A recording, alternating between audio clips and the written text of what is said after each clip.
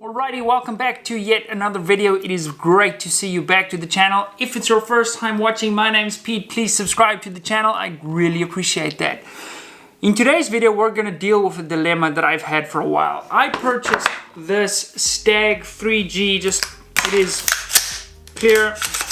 I purchased the Stag 3G competition ready AR-15 a few years ago, and to be honest, I haven't really shot it much. And the reason for that is I purchased this rifle to get started in 3-gun competition. Now 3-gun is unfortunately not really big here, and as you know, the bolt action bug has bitten me so hard I barely have time to do anything else.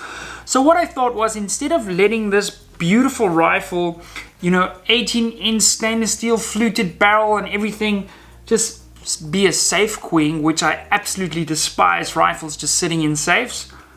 Today I'm going to change it up a little bit in the hopes that I use it more sort of in the type of shooting that I like to do, which is more long range engagement. So what you'll see here is some test bullets that I've made last night, and today we're going to be testing those. But first we're going to strip this and sort of change the configuration out a little bit. Currently I'm running the Vortex AMG Huey on here with, I believe it's the VMX3T magnifier. That's pretty cool. It sort of flips out as you need it. So obviously the Huey is a holographic sight, and this really is a sort of 3-gun style setup.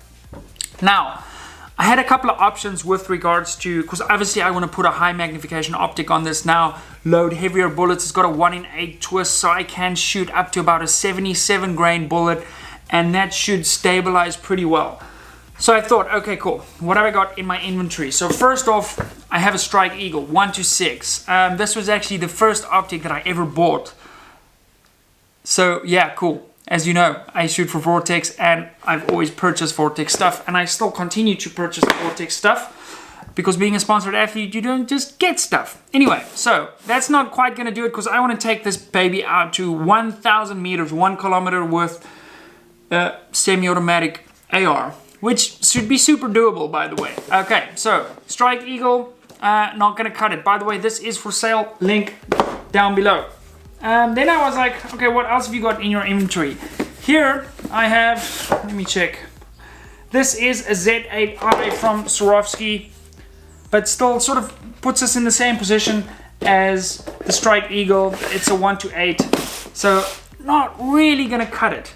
Then I was like, okay, I need something that's low power, that if I need to do rapid engagements ever, because this is obviously gonna sit in the safe, so if the shit ever hit the fan, this is going to be the go-to rig. I might actually still mount a 45-degree dot on this too. So I was like, I want something that can go low power, but also tick the boxes on the higher magnification spectrum. And I also want the ability to dial my turret for shots, because I will be gathering data, doing load development and everything for this project. Now, that brought me to this. This is the Swarovski Z8i. It is a 2.3 to 18 by 56.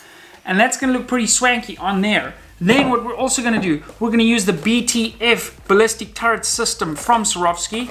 And that's going to give us the ability to set up our rifle in a way that we can have predetermined dialing distances on the personalized ballistic turret, where we can engage targets once we have our load all set up and everything is ready to go. We're going to use Vortex precision match rings, as I do on all my rifles, and let's do that now and build this sucker up. Then we can head out to the range, do some shooting. This is literally just a little thumb suck load. We're going to see if they work.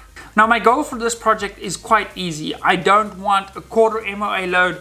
If I can hit the bottom of a can of Coke or a soda, if you're watching this in America, that is gonna do it for me. So this is literally, as I said, a thumb suck load, and if it achieves that, wonderful. I don't have to spend too much time on load development, because that's kind of the first goal, is to get this all set up, get a little bit of data, and try and see what it's like using an AR to engage something a little bit further. I'm also going to be adding a little Atlas bipod to the front with a QD lever on, so we can manipulate the bipod, get it on and off pretty quickly. Overall, it's a phenomenal little rifle. This, unfortunately, as I said, I haven't shot it much, but hopefully with this project we can shoot it a little bit more. Let me just lock that back and add the little bipod. What we're going to be doing now is stripping off the current optics. I'm going to put on the Z8, sort of try and bore sight it here in the workshop, head out to the range with our 23 bullets. We should be able to zero this sucker up in 1 or 2, and I'm going to see if we can engage some targets out to long range. Also shoot a group or 2.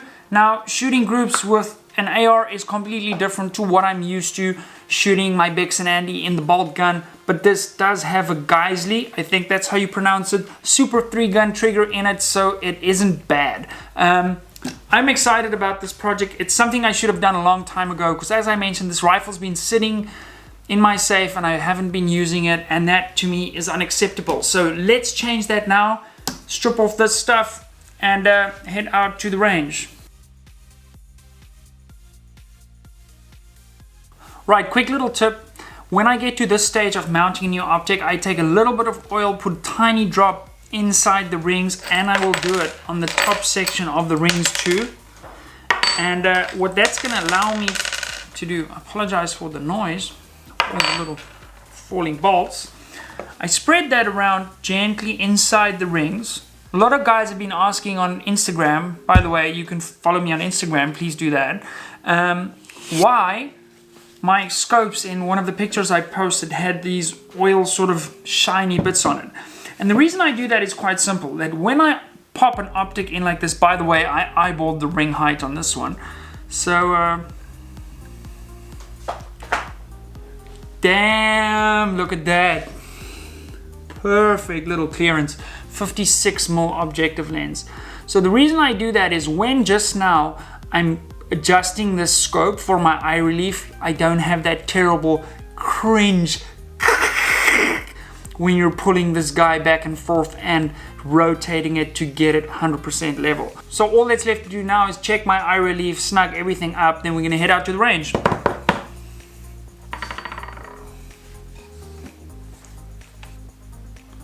That's scary how good this is right off the bat. Okay, so that's a little bit long for my liking.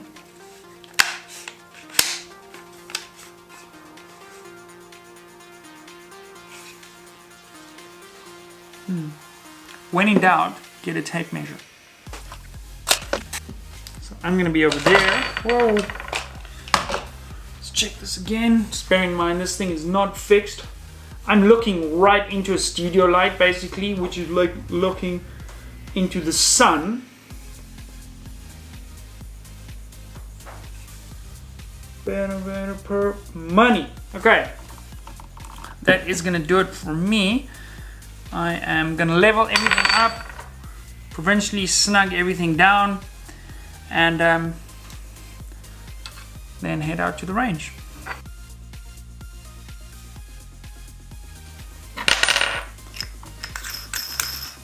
Alrighty, that's gonna do it for the assembly part of this video. Let's head out to the range and do some shooting, see what we can do with this new setup. I still need to bore sight her, but I am gonna do that at the range just because I am running out of time to get to the range. So without further ado, let's roll the intro and I'll see you at the range.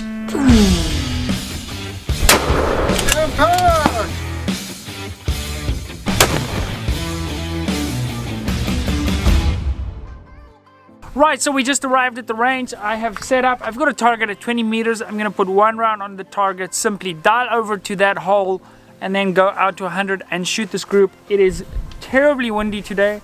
There's a whole bunch of sheep that have just left the range. We've been waiting here for quite some time for them to clear. I brought my dog, Lily, with. Say hi, Annie. And hopefully today, Lily is gonna allow us to do some shooting. So ear pro on and let's get behind the gun. Right, so basically for this load, what I did was I loaded these 60 grain bullets to magazine length, and I'm hoping that they work. So without further ado, let's see what happens. This is the first time in about a year shooting this rifle, so you guys watch where the brass goes, because obviously it's gonna go quite a while, and let's hope we're on paper at 100. I haven't bore sighted this, So yeah, this is just a point pull hope strategy.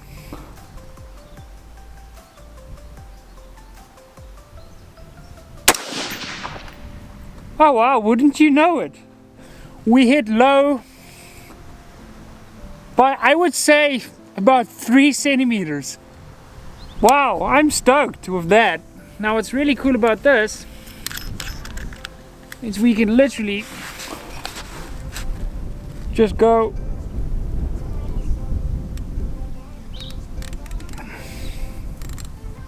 and that should give us money shot. Let's go straight to 100 now. Interestingly, obviously I'm not used to this, but this rifle automatically chambers that next round.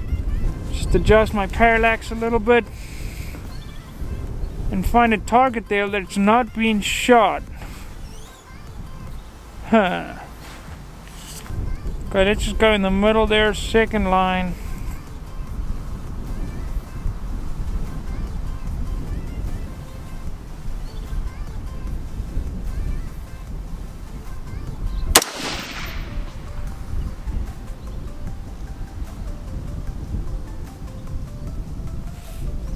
Where did you go?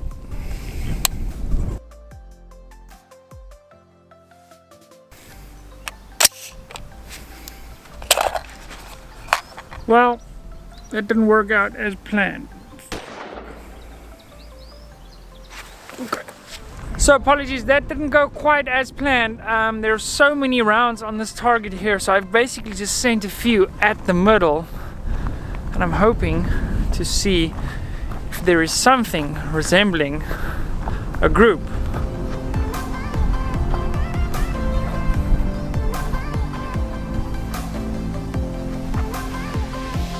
Well, we're on the paper, which is good. So those 3 rounds were there. This is us. 1, 2, 3, 4, 5. I think that might have been one of the first sighter ones. So knowing this is where we are, I can dial that up and then try and shoot a group with our remaining round. So I realized when I was shooting here at 20 meters, I was holding the optic still and dialing over to the hole, but it's a second focal plane optic. And it doesn't work that way unless you're on the right power, which I was not. I was on a lower magnification setting. So that didn't translate to 100 meters. So what we got to do now is I measured it. 1 click is a centimeter. And I need to come up about 5.5 centimeters. So we're going to do 5, see where that puts us, and take it from there.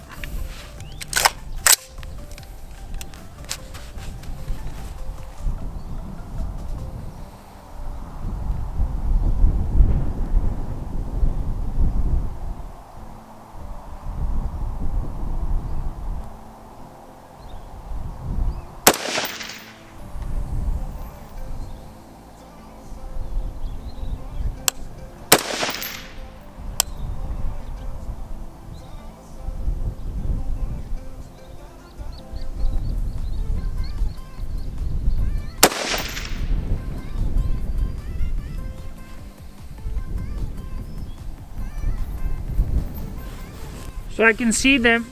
I still need to add about a click.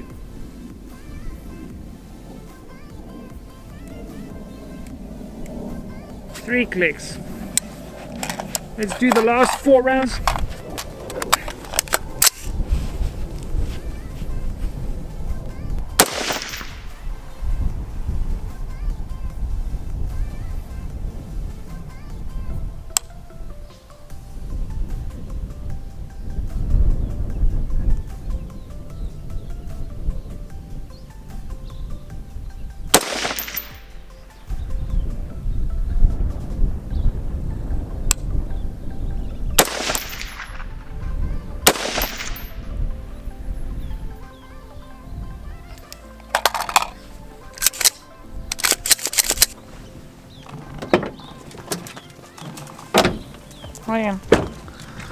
Well, it doesn't look that wonderful, but having said that, in the beginning of the video, this is completely a thumb suck load for this rifle, and I basically just wanted to get that optic dialed in at 100 meters so that when we do load development, we're basically going to be pretty much on near where we're aiming, fine enough that we can shoot a whole bunch of group next to each other and see what's actually happening here. That's what we're going to be doing in the second part of this video series.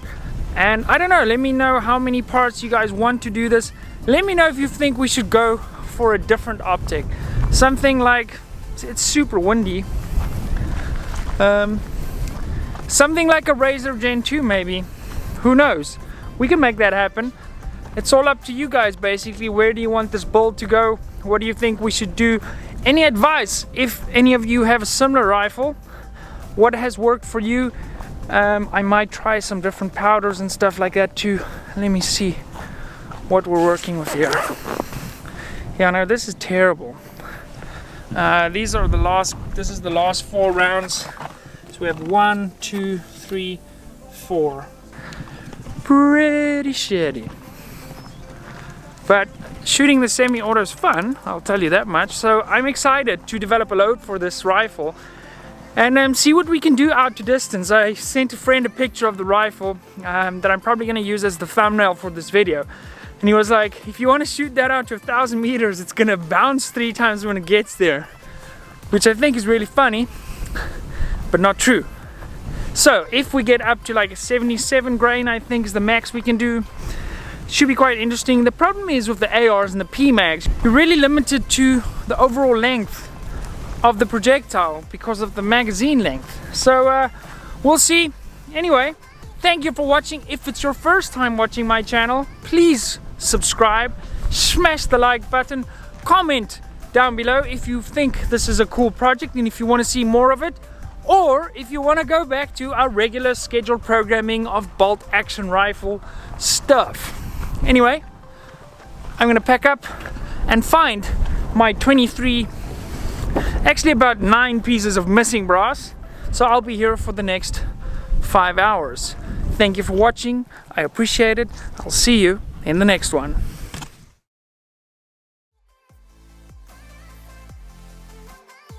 And head out to the range. How does this work? Well, that was easy.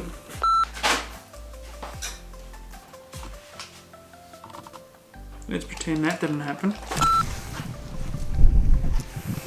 Say bye, Annie Banani. Say bye. Did you tell the people you got the baby sister at home? Anyway, that's Lily. You've seen a bunch of her. Thanks for watching. Bye.